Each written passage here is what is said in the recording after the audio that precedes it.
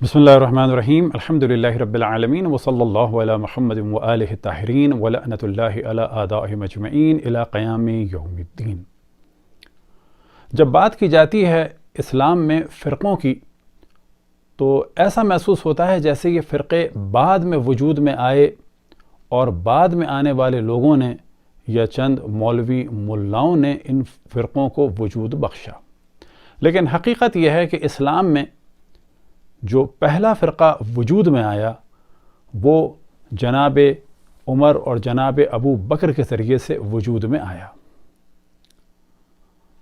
اور در حقیقت یہ فرقہ اس وجہ سے وجود میں آیا کہ جب رسول اللہ صلی اللہ علیہ وآلہ وسلم نے فرمایا کہ مجھے قلم اور قرطاس دو تاکہ میں تمہیں وصیت لکھ جاؤں کہ جس کے بعد تم کبھی گمراہ نہ ہوگے،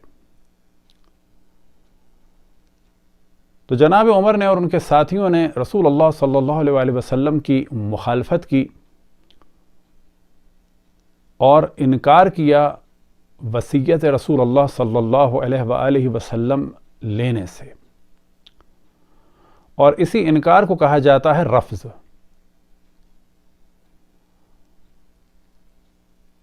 اور رفض کے معنی ہے بالکل ضد ہے کسی چیز کے لینے کے اور قبول کرنے کے اور اقرار کرنے کے، یعنی اقرار کی ضد ہے رفض، اور اسی طرح سے قبول کرنے کی جو ضد ہے وہ بھی ہے رفض۔ تو جب ہمیں کہا جاتا ہے رافضی تو اس کے معنی یہ ہیں کہ ہم نے کچھ لوگوں کو چھوڑا، نہ کہ رسول اللہ صلی اللہ علیہ وآلہ وسلم کو اور نہ ان کے حکم کو۔ لیکن یہ جو پہلا اختلاف ہوا اور یہاں سے رافضیت نظر آئی، اور یہ رافضیت تھی در حقیقت رسول اللہ صلی اللہ علیہ وآلہ وسلم کے حکم کے انکار کی صورت میں، اور پھر رسول اللہ صلی اللہ علیہ وآلہ وسلم کے لیے خلیفہ دوم نے حجر کا لفظ استعمال کیا، یعنی ہذیان، اور اردو میں اس کا ترجمہ کیا جائے تو معاذ اللہ بکواس، اور جیسا کہ صحیح بخاری کے مترجم نے ترجمہ کیا معاذ اللہ برانہ۔ اور پھر اس کے بعد قرآن کا سہارا لیا اور کہا حسبنا کتاب اللہ، یعنی جن پر کتاب خدا نازل ہوئی انہیں معاذ اللہ نہیں معلوم کہ قرآن کافی ہے یا نہیں ہے، وہ فرما رہے ہیں کہ میں کچھ لکھ دوں، اور جنہیں آخر عمر تک سورہ بقرہ بھی مشکل سے یاد ہوئی وہ فرما رہے ہیں کہ کتاب خدا کافی ہے۔ اب ان چیزوں کو بیان کرنے کا ہدف یہ ہے کہ جب ایک پریشر ڈیولپ کیا جاتا ہے اور یہ کہا جاتا ہے کہ ہم کسی کی توہین کر رہے ہیں تو ہم اس بات کی جانب توجہ دلائیں کہ ہم توہین نہیں کر رہے، بلکہ وہ چیزیں کہ جو احادیث میں ہیں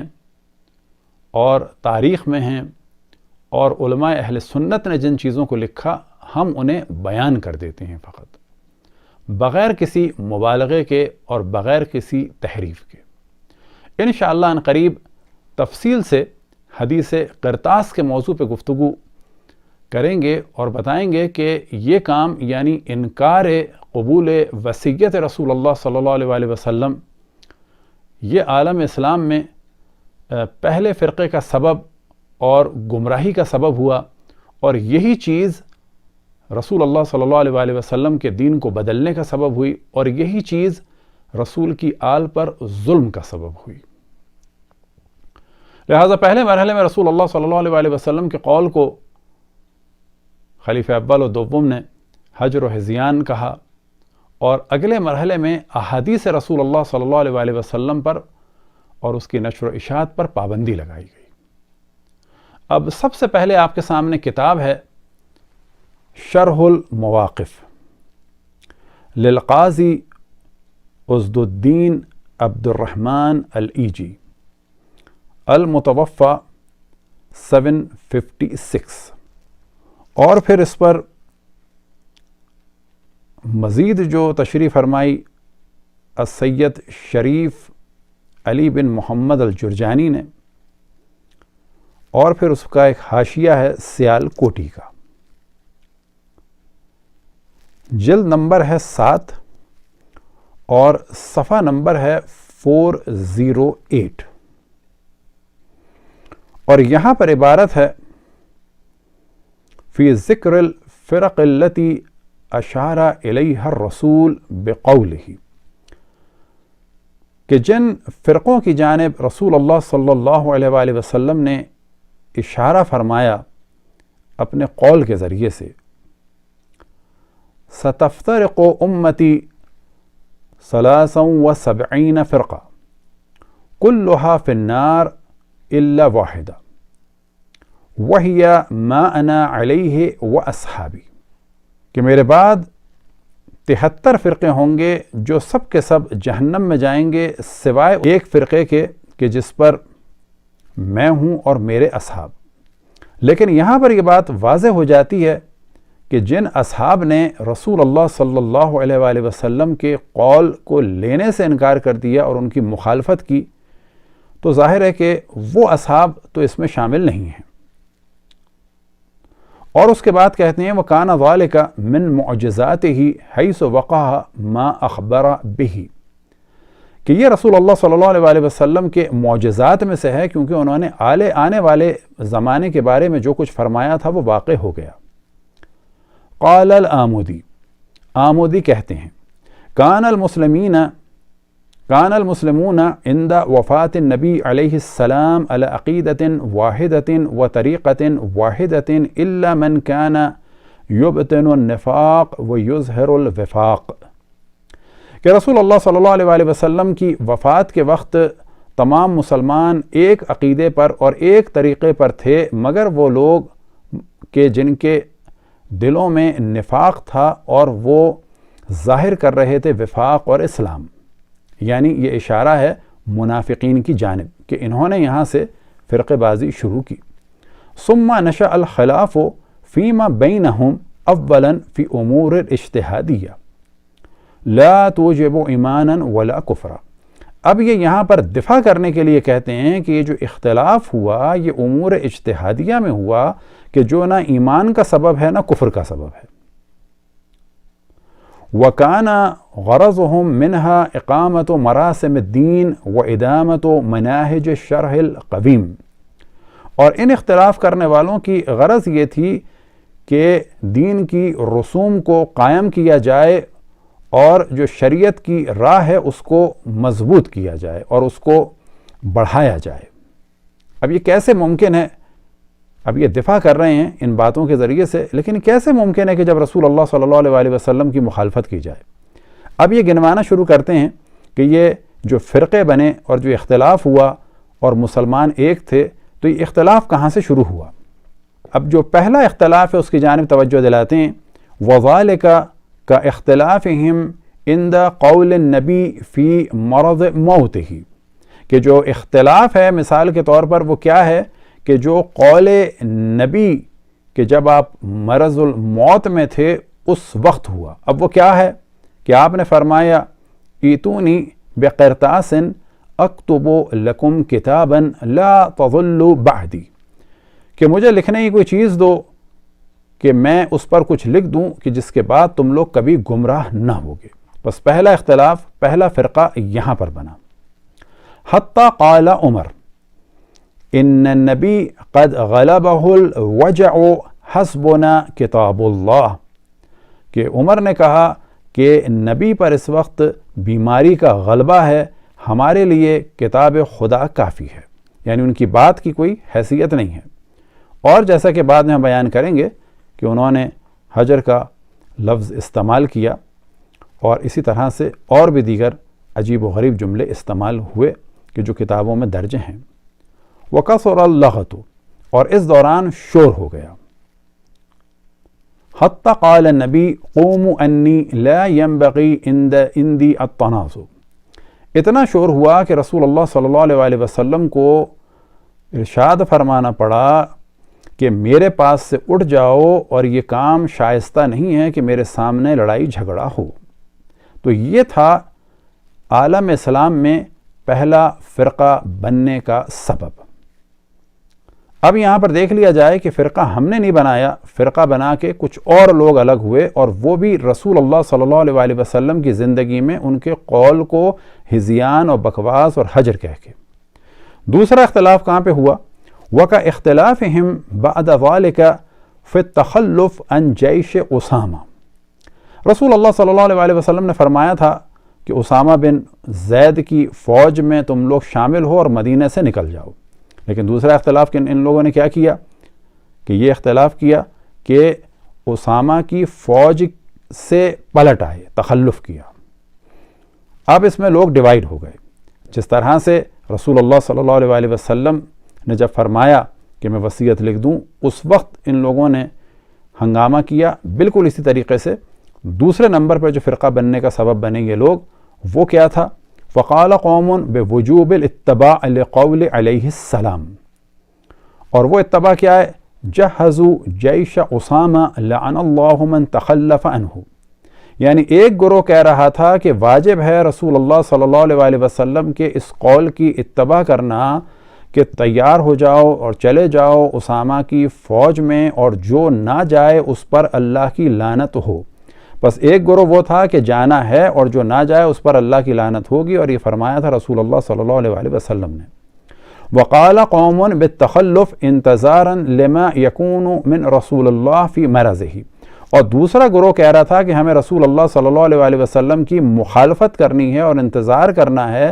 کہ کیونکہ رسول اللہ بیمار ہیں، ان کے ساتھ کیا ہوتا ہے، بلفاظ دیگر ان کے دنیا سے جانے کا انتظار کر رہے تھے۔ بس ایک گروہ کہہ رہا تھا کہ رسول کی اطاعت واجب ہے، ایک گروہ کہہ رہا تھا کہ رسول کی مخالفت کرنا ہے۔ یہ فرقہ بننے کی دوسری وجہ۔ اور ظاہر ہے کہ جنہوں نے رسول کی مخالفت کی ان پر رسول اللہ صلی اللہ علیہ وسلم نے لعنت بھیجی تھی، لعن اللہ من تخلف عنہ، کہ جو بھی اسامہ کی فوج سے پلٹ کے آئے اس پر اللہ کی لعنت ہوگی۔ وَكَاِخْتِلَافِهِمْ بَعْدَ ذَلِكَ فِي مَوْتِهِ حَتَّى قَالَ عُمَرْ مَنْ قَالَ إِنَّ مُحَمَّدًا قَدْ مَاتَ عَلَوْتُهُ بِالسَّيْفِ وَإِنَّمَا رُفِعَ إِلَى السَّمَاءِ كَمَا رُفِعَ عِيسَىٰ ابْنَ مریم۔ تیسرا نظریہ جو انہوں نے دیا کہ جی رسول اللہ صلی اللہ علیہ وسلم کے بارے میں جس نے بھی کہا کہ وہ دنیا سے چلے گئے ہیں تو میں اس پر تلوار کو مسلط کر دوں گا، اسے تلوار سے ماروں گا، ان کو اٹھا لیا گیا ہے جیسے کہ حضرت عیسیٰ علیہ السلام کو اٹھا لیا گیا تھا۔ بس جو پہلا فرقہ عالم اسلام میں بنا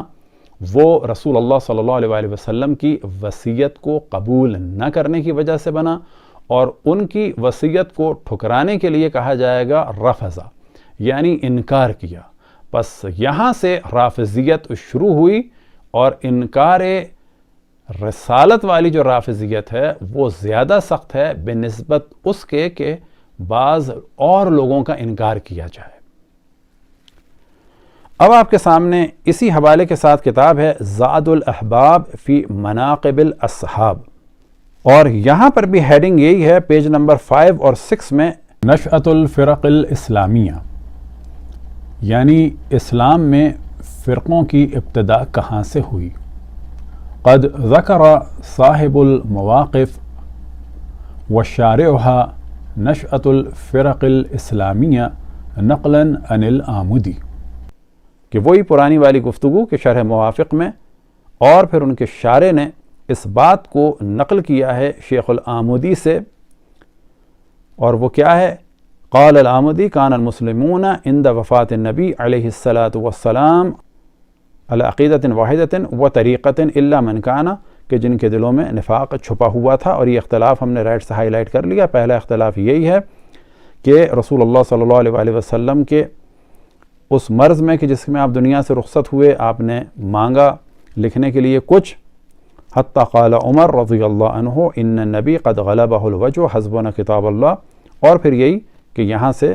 ان کی مخالفت کا سلسلہ شروع ہوا، لوگ ڈیوائیڈ ہو گئے، رسول اللہ صلی اللہ علیہ وسلم ناراض ہوئے، اور پھر جیش اسامہ کا موضوع، اور پھر اسی طریقے سے رسول اللہ صلی اللہ علیہ وسلم کی شہادت اور دنیا سے جانے کے بارے میں۔ یہ ذرا سا اور اضافہ کرتے ہیں کہ اور کیا اختلاف ہوا، کہاں سے فرقے بنے، کا اختلافہم فی الامامت۔ اب یہ جو امامت کے بارے میں کہا جاتا ہے کہ جی شیعوں نے فرقہ بنا دیا، نہیں، یہ پہلا فرقہ جو بنا رسول اللہ صلی اللہ علیہ وسلم کے قول کو ہذیان کہنے کی وجہ سے بنا، اور جن پر آپ نے لعنت بھیجی تھی کہ جو بھی اسامہ کی فوج سے پلٹ کے آئے اس پر لعنت ہو، تو جو لوگ پلٹ کے آئے انہوں نے فرقہ بنایا، اور پھر اس کے بعد امامت میں اختلاف کی وجہ سے فرقہ بنا.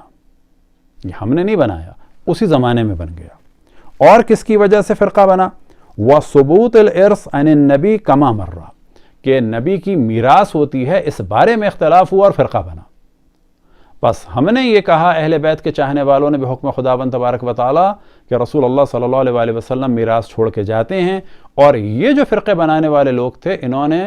رسول کی میراث کو حضرت فاطمہ سلام اللہ علیہا تک نہیں پہنچنے دیا. یہاں سے فرقے بازی شروع ہوئی. وفی قتال معنی الزکوٰۃ،